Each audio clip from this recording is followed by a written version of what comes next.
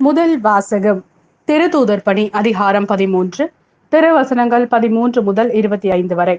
பின்பு பவுலும் அவரோடு இருந்தவர்களும் பாப்போவிலிருந்து கப்பலேறி பம்பிலியாவில் உள்ள பெருகை நகருக்கு வந்தார்கள். அங்கே யோவான் அவர்களை விட்டு அகன்று எருசலேமுக்கு திரும்பினார். அவர்கள் பெருகையிலிருந்து புறப்பட்டு சென்று பிசிதியாவில் உள்ள அந்தியோகியாவை அடைந்தார்கள். ஓய்வு நாளன்று அவர்கள் தொழுகை கூடத்திற்கு சென்று அங்கு அமர்ந்திருந்தார்கள். திருச்சட்டமும் இறைவாக்கினர் நூல்களும் வாசித்து முடித்த பின் தொழுகை கூட தலைவர்கள் அவர்களிடம் ஆள் அனுப்பி, சகோதரரே, உங்களுள் யாராவது மக்களுக்கு அறிவுரை கூறுவதாயிருந்தால் கூறலாம் என்று கேட்டுக்கொண்டார்கள். அப்போது பவுல் எழுந்து கையால் சைகை காட்டிவிட்டு கூறியது: இஸ்ரேல் மக்களே, கடவுளுக்கு அஞ்சுவோரே, கேளுங்கள். இந்த இஸ்ரேல் மக்களின் கடவுள் நம்முடைய மூதாதையரை தேர்ந்தெடுத்தார். அவர்கள் எகிப்து நாட்டில் அந்நியர்களாக தங்கியிருந்த போது அவர்களை ஒரு பெரிய மக்களினமாக்கினார். பின்பு அவர் தம் தோல் வலிமையை காட்டி அவர்களை அந்த நாட்டை விட்டு வெளியே அழைத்து கொண்டு வந்தார். 40 ஆண்டு காலமாய் பாலை நிலத்தில் அவர்களிடம் மிகுந்த பொறுமை காட்டினார். அவர் கானான் நாட்டின் மீது 7 மக்கள் இனங்களை அழித்து அவர்கள் நாட்டை இவர்களுக்கு ஏறக்குறைய 450 ஆண்டுகள் உரிமை சொத்தாக அளித்தார். அதன் பின்பு இறைவாக்கினர் சாமுவேலின் காலம் வரை அவர்களுக்கு நீதி தலைவர்களை அளித்தார்.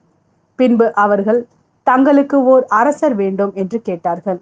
கடவுள் கீசு என்பவரின் மகனான சவுல் என்பவரை அவர்களுக்கு அரசராக கொடுத்தார்.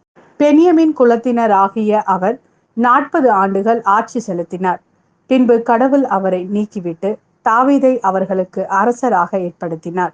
அவரை குறித்து, ஈசாயின் மகனான தாவீதை என் இதயத்துக்கு உகந்தவனாக கண்டேன், என் விருப்பம் அனைத்தையும் அவன் நிறைவேற்றுவான் என்று சான்று பகர்ந்தார். தாம் அளித்த வாக்குறுதியின்படி கடவுள் அவருடைய வழிமரபிலிருந்தே இஸ்ரேலருக்கு இயேசு என்னும் மீட்பர் தோன்ற செய்தார். அவருடைய வருகைக்கு முன்பே யோவான் மனமாறி திருமுழுக்கு பெறுங்கள் என்று இஸ்ரேல் மக்கள் அனைவருக்கும் பறைசாற்றி வந்தார். யோவான் தம் வாழ்க்கை என்னும் ஓட்டத்தை முடிக்கும் தருவாயில், நான் யார் என நீங்கள் நினைக்கிறீர்களோ அவர் அல்ல நான்.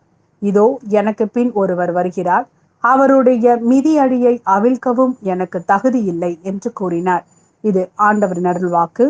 இறைவா, உமக்கு நன்றி.